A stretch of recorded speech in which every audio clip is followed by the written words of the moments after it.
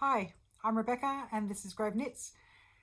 Thank you for joining me. This is episode 15. So I'm actually quite happy that I've been able to keep a consistent filming rotation, which has been fantastic. I'll talk about this more at the end of the video, but I will actually be recording a second one over the weekend because I actually need to go through all of my stash. I need to pull it all together and I actually need to recategorize it, but I'll talk more about that at the end. Okay, so as for what I'm actually wearing right now, this is actually by Isabel Kramer. This is the weekend slipover. I knit this in a DK and a mohair together, and this is the size XL. From a sizing standpoint, I've got I was about to say I've got a 41 inch chest. It used to be, but I've put on weight. I'm now, I think, about a 43 inch chest. And this actually has a little bit of room in it, but it's actually quite nice and comfy. If I knit it again, I would actually make it maybe a couple of inches longer, but that'll be about the only change. This size, I find this actually really a good size for work. It's nice and comfy, nice and warm, keeps my arms free, so it's actually works out quite well. And I actually quite like the collar, and it's loose enough that it's not... I often struggle with collars like this because I feel like I'm being choked all the time. Whereas this one, the way that Isabel does her pattern, you're knitting, I think it's the back and then the front, and you do a Kitchener stitch to bring this together. And then at the end of it all, you pick up stitches and do this neck up. But as you can see, this neck actually sits quite low, so you get that breathing space. And for me, having that space is so important, because otherwise I'm constantly stretching, even my hand knits, stretching these down. Although I'm just realizing I haven't done the super stretchy bind off on this collar because I can feel where it resists. I typically do that. Is it Susie's super stretchy bind off? I'll figure out what it is and actually pop it along here or down below. But, so the collar for this anyway sits quite well. All right. So finished objects. Let's talk about what we finished during this week. Now, I was incredibly prolific at the beginning of the week because I needed to get a bunch of things off the needles.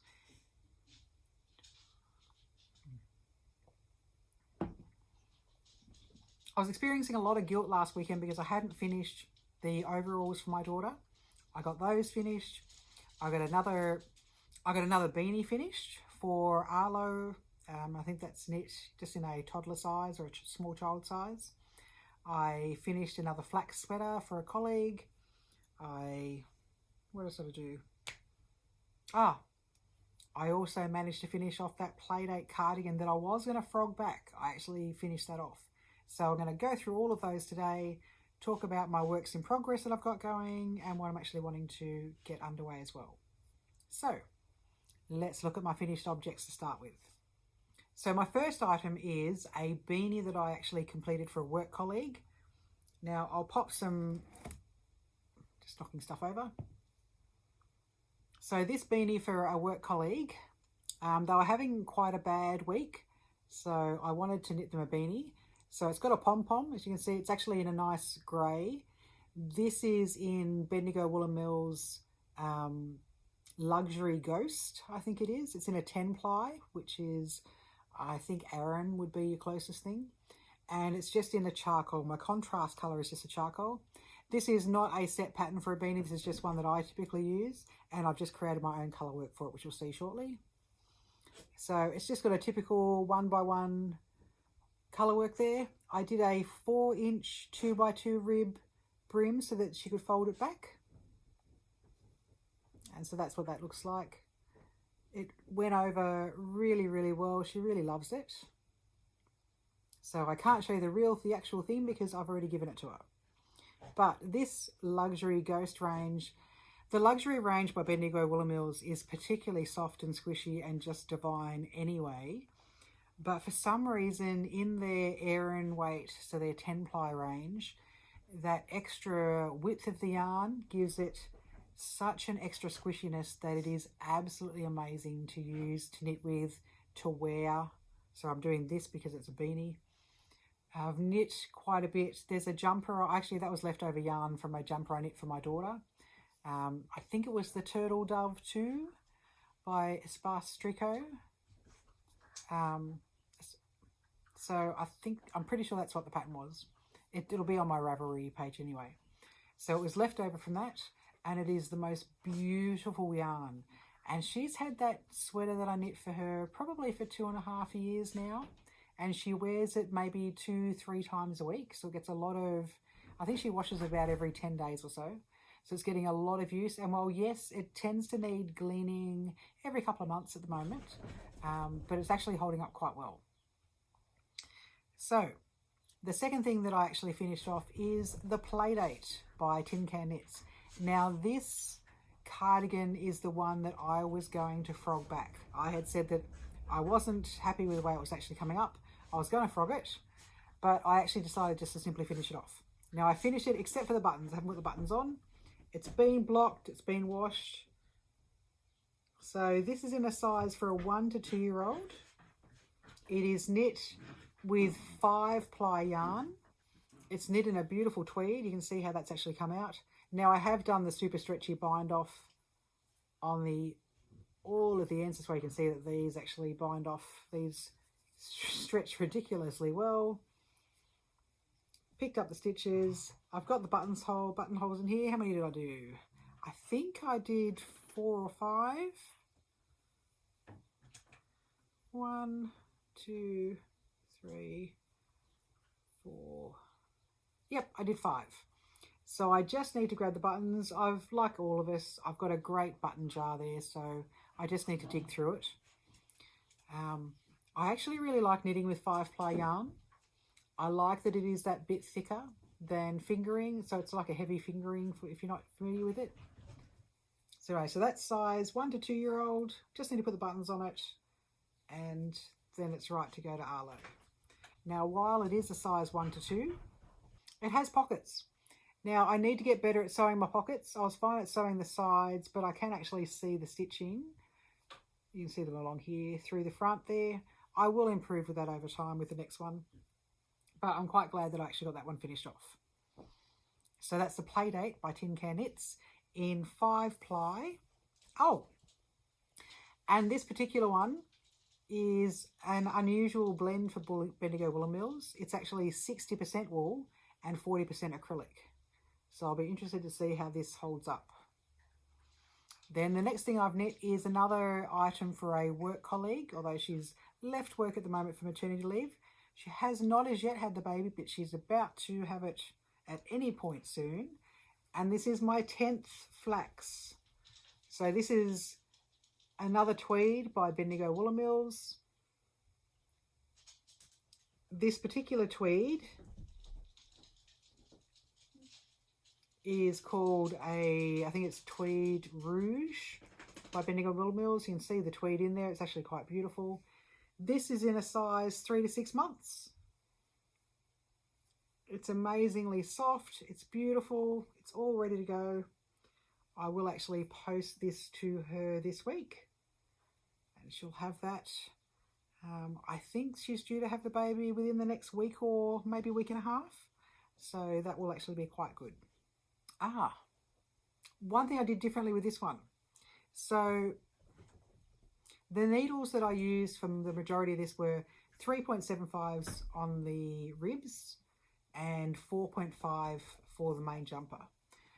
But I have noticed when I do the arms on baby sweaters, I don't tend to like to use shorties to knit with. I use Magic Loop. And I've noticed when I use Magic Loop that I typically tighten up my gauge. So what I did this time was I actually flicked, as the rest of it was on 4.5 mil, I changed my Magic Loop needles to be 5 mil. So I went up a needle size, and that has kept, I've noticed, my stitching consistent through both of the arms. So I will definitely continue to do that. I tried that with this one because I noticed in my last item, which I think was this Playdate cardigan, that I did have a size difference in my arms because of using Magic Loop on a kid's sweater. So going up a needle size, just one needle size, has actually fixed that up. So that's actually quite good. Now I also finished off this week just another small beanie for Arlo.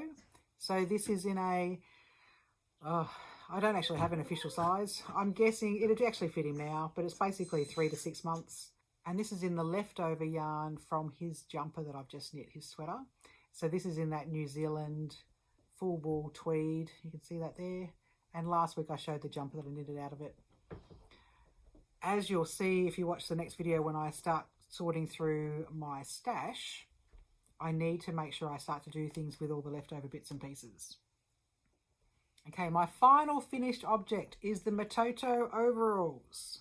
They are done. So you've got buttons there, let me hold them back. So these are in a 6-month-old size. So for maybe when he's just crawling around, so he's going to burn through the knees. We all know this, but anyway, it just is what it is. And he might start standing in these. So when we spoke last time, I had just done a bit of one of the legs. So the legs are all finished now. Cuffs are all done. I used the super stretchy bind off again on these. And then you sew a separate, these little tab bits here, and then you actually stitch them on the back, bring them around the front. They have a buttonhole in them, and then you just pop the button on the overalls. I have used just a simple metal button just for washing. I've got a load of wooden buttons that have the homemade or made with love detail on them, but for my door I just want to give her metal buttons because of the way that these are going to get used. So they are finished. Now we're planning on heading to Ballarat this weekend, but we actually won't see them this weekend because they've got something else on. So I'll either post these down next week or simply hang on to them because I think it's in about 2 weeks. We're actually going to spend the weekend down at their place and visit with them then. So I'll just figure out whether or not if I get the buttons on the cardie this weekend, I'll probably post them down. Otherwise, I'll just simply hang on to them and hand deliver them in 2 weeks. Just take a sip. It's a nice handmade mug.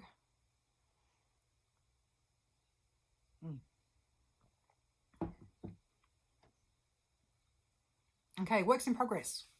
Now I've only been progressing on 2 other items. I'm trying to focus on that Jones cardigan for me and the summer souffle for myself as well.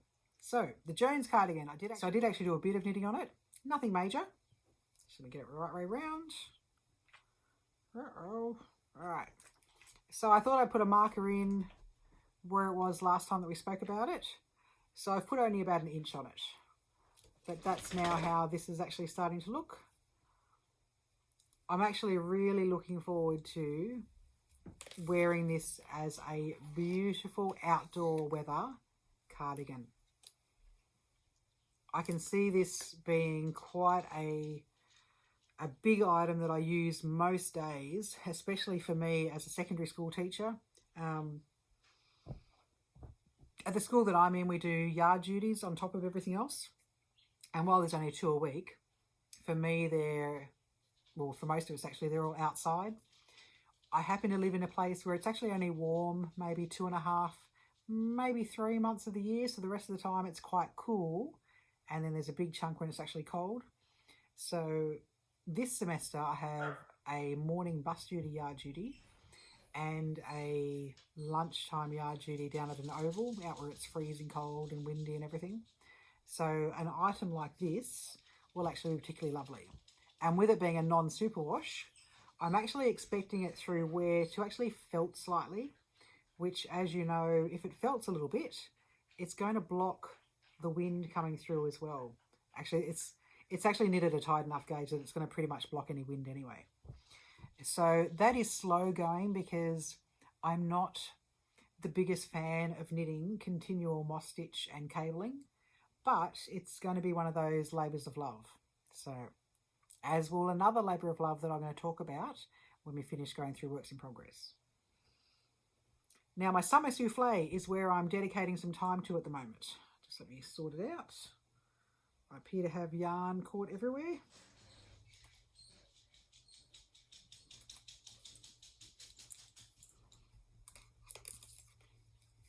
Okay, This one is where we were last time that I'd filmed. That's the two. That was the time before. All right, so I have put on maybe 5 inches onto it. So about 5 inches. I have started the second ball. If I put this here, it's just coming down to, let me press really hard because I've got to tell you my ribs aren't that easy to find anymore. It's just down to my bottom rib. That's interesting, pressing in. I'm pressing in about a good inch here. Yeah, it's at my bottom rib. Now I'm wanting this to come to mid hip, not high hip. And then I will probably actually do the ruffle before I do the sleeves because I'm actually really excited to do the ruffle. So about 5 inches on that.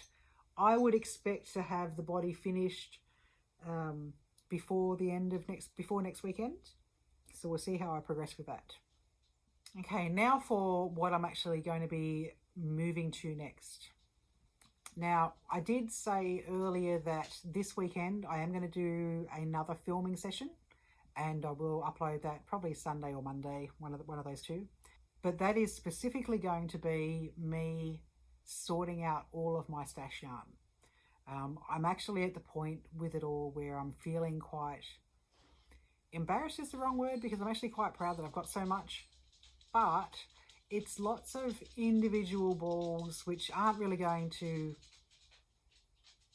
just wait for the dog nails to finish. It's lots of individual balls which aren't going to necessarily be able to be pulled together in a simple project. So what I need to do is actually sort through, I've got lots of actual skeins of yarns. While most of my collection is all Bendigo Woolen Mills because I happen to live local, I also have lots of skeins of yarns. So I actually want to go through, I want to sort out my jumper quantities, my child jumper quantities, what I can use for hats, what I can use for donations. I also make loads and loads of hats just to simply give away. I sell some on Etsy if I'm quite happy with it, and it's an individual, one of my own patterns. Others I'll just test patterns because I enjoy the process and give those ones away to other people. So I need to figure out all of that and actually look at my stash from a holistic standpoint. So I'm going to take you through that journey. I'm going to categorize presumably by probably worsted and super bulky, worsted, DK, fingering. I've got a little bit of lace there, not much so. Figure out my colors, what I've got, sort it out. I actually want to weigh everything because while I try and stay diligent at putting everything on Ravelry, I haven't been as good as and diligent as I should be. And equally then, when I've used things, I haven't always been diligent about weighing everything. So I've got a lot of partial skeins and the like that I need to actually sort out. I want to get it all updated on Ravelry properly and then start developing a plan for actually using it down. Because while I am still perfectly happy to keep on buying yarn, that doesn't faze me, it's not an issue. But I want to actually be able to use and utilize some of my own stash. Because I actually want to be a bit more sustainable and make sure that I'm making smart choices when I buy things and not just be caught up in the whim of buying something because I happen to be traveling and there's a yarn store and I just should. So I want to start being more considered in my approaches, start actually looking at that longer term thing. But I know with my yarn stash, I'm also trying to make sure that when it comes time that I retire, my husband and I should retire within the next 10 years, that I've actually got enough to get me through, basically, with the exception of going to yarn shows and traveling and buying some bits and pieces there, to essentially get me through until this is really depressing, until my end of life. But I've got to weigh that up with space requirements. So anyway, that's a long way of saying I'm going to be doing another video going through sorting out my yarn collection. Okay, so now just to run through the things that I'm actually looking at that I want to have in my queue and actually think about giving some knitting time to. I don't want to cast on anything though until I get the summer souffle off my needles, but I won't hold myself to that. So sometimes you just need to cast something on. So this is the Zingy Bar by Suzanne Winter. And I'm actually really liking that little bit of cable and the hoodie. I've been wanting to do a hoodie. But I'm delaying doing this one a bit because I've already got a cable jumper on my needles. I really want to do this half and half triangle wrap by Pearl Soho. I've been seeing so many people that have knit it and it's looking fabulous. So I want to do that one. The only reason I haven't cast it on already is that I am simply, the blossoms are actually starting to happen again now while we're still in winter. We're just about to come out and come into spring. And I kind of think this is going to be a heavier winter. So seeing the size of this that other people have knit, I'm pretty sure it's going to be quite a heavier winter item. So I might need to wait until later in the year to do that one. I love my Isabel Kramer stuff and I actually love these colours. So this is the Handball by Isabel Kramer. So I actually really like that particular jumper there. And I really love that type of stitch. Really simple, nice, easy stitching. Also loving the look of this cardigan by Espace Tricot. Just a nice, simple, I'd actually probably do it in these colours too. Just simple grey, nice colour striping, nice and simple. Now I just want to bring in this one because this is another Espace Tricot pattern that I was keeping my eye on for when it actually came out. I was paying attention to it. I'd seen the lead up stuff to it and I seriously want to knit this. But oh my goodness, so much work. It is the colour work skirt. What do they call it? It's called the Folly Skirt. So this is a free pattern by Espace Tricot. So I absolutely love it. I seriously want to knit it. I'm just worried about, I struggle. I thoroughly enjoy doing colour work and I love wearing colour work. But for me, putting more than 2 colours together, I've done one before that had more than one colour, more than 2 colours in a row. But the sheer volume of colour work on this is just massive. But I imagine the payoff would also be fantastic as well. So I really want to look at that. Now I have already knit one of these blankets already, but I actually need to do a second one. My hesitation in knitting this one is, again, it would be for my daughter, and Grace would actually like the blanket to be in acrylic because Arlo's still in an age where she's having to wash continuously and those blankets are just going with Arlo into the wash, into the dryer and back in use again. So they really need to be acrylic to actually suit her household at the moment. And the acrylics that I've got left, there are some that are really nice and soft and beautiful to the touch. But a couple of the tubs of acrylic that I've got under my bed have been just yarn that I've been gifted by other people. And it's really quite it's not the same quality as I would like to use if I'm going to be using acrylic. It's not enjoyable to knit. It's not about me being a yarn snob about using acrylic.